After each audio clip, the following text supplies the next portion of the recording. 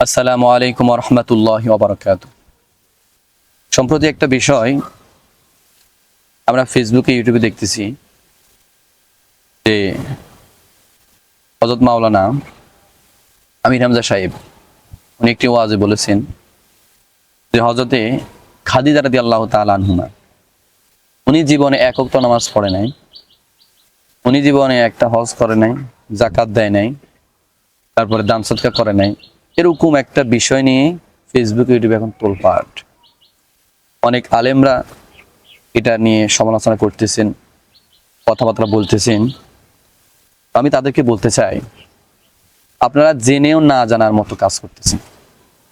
আপনারা সকলে জানেন যে রাসূল সাল্লাল্লাহু আলাইহি সাল্লাম উনি মেরাজে যাওয়ার পর তখন যাইয়া এই নামাজটা আল্লাহ ওনাকে উপহার হিসেবে দিয়েছেন। তারপরে রাসূল সাল্লাল্লাহু আলাইহি সাল্লাম যখন মক্কা থেকে মদিনায় হিজরত করে গেছেন, মক্কা থেকে মদিনায় হিজরত করে যাওয়ার 2 বছর পরে আল্লাহ তাআলা রোজাটা ফরজ করেছেন। একই বছরে আবার আল্লাহ পাক রব্বুল আলামিন যাকাতটাও ফরজ করেছেন। নবম হিজরি সনে আল্লাহ পাক রব্বুল আলামিন হজটা ফরজ করেছে। অথচ খাদিজা রাদিয়াল্লাহু তাআলা আনহু রাসূল সাল্লাল্লাহু আলাইহি সাল্লাম মেরাজে যাওয়ার আরো 3 বছর আগে মারা গেছে। তাহলে চিন্তা করেন এই বিধানগুলা খাদিজা রাদিয়াল্লাহু তাআলা আনহু যখন দুনিয়ায় ছিলেন তখন তো এই বিধানগুলা নাজিল হয় নাই, তখন তো এই বিধানগুলো আসে নাই। তাহলে আপনি কেন এই বিষয় নিয়ে ডিবেট করেন? কেন এই আলেমকে আপনি অপমানিত অপদস্থ করতে চান?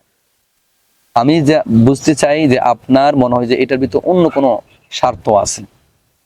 আপনার কথা আমি মানি যে কিছু কিছু বিধান তখন রাসূল সাল্লাল্লাহু আলাইহি সাল্লাম পালন করতেন, সাহাবীরাও কিছু কিছু আমল পালন করতেন, কিন্তু তখন এগুলো ফরজ হয় নাই। এখন যেভাবে আমরা ফরজ করে নিয়েছি তখন এই বিধানগুলো সেই ফরজ হয় নাই।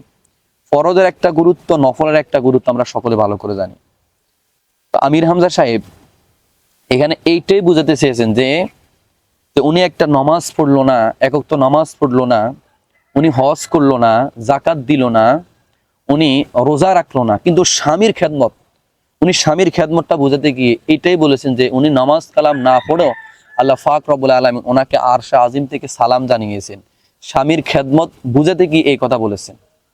আপনি একজন আলেম মানুষ, জ্ঞানী মানুষ, আপনার বুঝার দরকার ছিল যে উনি কথাটা বুঝানোর জন্য এইভাবে বলেছে।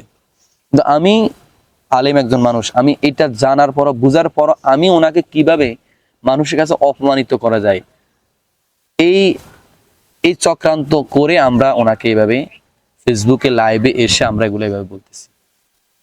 আমি বলতে চাই একজনের আয়না স্বরূপ, একজন আলেম আয়না স্বরূপ।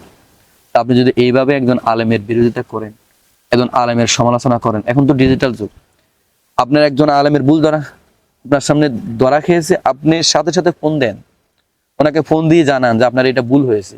আপনি লাইভে কেন আসবেন? আপনি লাইভে এনে কেন প্রতিবাদ করবেন? লাইভে কি যারা আসে তারা কি ভালো মানুষ?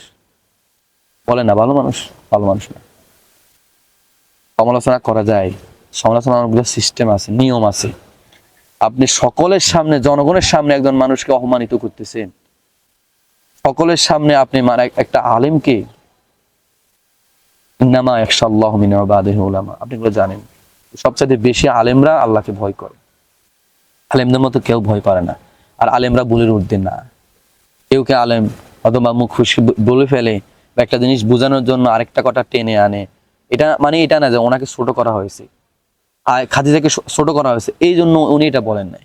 উনি বুঝানোর, স্বামীর খেদমতটা বুঝানোর জন্য যে উনি স্বামীর খেদমত করে আরশে আজিম থেকে আল্লাহর সালাম পেয়েছে, এটা বুঝানোর জন্য মূলত উনি এই বিষয়গুলো বলেছে। যে তখন রোজা ফরজ হয় না, হজ ফরজ হয় না, যাকাত ফরজ হয় না, নামাজ ফরজ হয় নাই, কিন্তু উনি স্বামীর খেদমত করে উনি জান্নাতের মালিক হয়েছে, এটা বুঝানোর জন্য আমির হামজা এই কথাগুলো বলেছে। কিন্তু আমরা অনেকে আলেম, আমরা নিজেকে আলেম দাবি করি, এটা কিসের আলেম?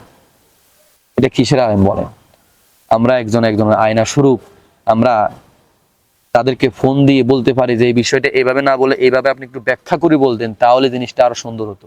এইটা না বলে আমরা সকলের সামনে ওনাকে অপমানিত করতেছি। আর ভাই আম মানুষ তো এটা বুঝে না, সাধারণ মানুষ তো বুঝবে না, সাধারণ মানুষ রাগান্বিত হয়ে যাবে, তারা ভুল বুঝবে। কিন্তু আপনি এই জিনিসটাকে আরো খোলাসা করে দিয়েছেন, মানুষ যেন আরো ভালো করে ওই আলেমের সমালোচনা করে, মানুষ যেন ভালো করে ওই আলেমের বিরোধিতা করে, এই জন্য আপনি এটা করতেছেন। আল্লাহ পাক রব্বুল আলামিন আমাদের সকলকে হেদায়েত দান করুক, বুঝার তৌফিক দান করুক।